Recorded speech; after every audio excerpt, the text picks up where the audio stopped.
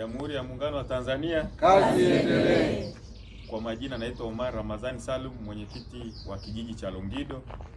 Leo tarehe 5 Alhamisi tumeweza kuita ofisi ya mkuu wa wilaya Longido na kupewa maelekezo ambayo mkuu wa mkoa Amos Makalla ameelekeza kwamba ni lazima kila kijiji kiandae siku ambayo itakuwa inasikiliza kero za wananchi, kila kero yoyote ile mwananchi alionaye. Kwa hiyo tumekuja kupokea na tunaenda kutekeleza, ambaye tumepanga tarehe 11 Jumatano mwezi huu tutakuwa na kero, tutawatangazia wananchi ili basi kuhakikisha wananchi kero zao wanaleta na ninaweza kutatuliwa, tukiwa na viongozi wengine ambao tumepatana hapa.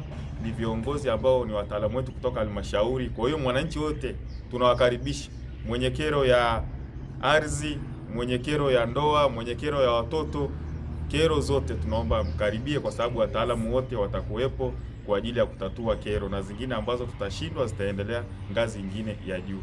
Karibuni sana wananchi wa Longido, nikiambatana na wajumbe wangu wa halmashauri ya kijiji. Kwa hiyo naamini kijiji cha Longido tutaanza kusikiliza kero tarehe hiyo 11. Asante sana.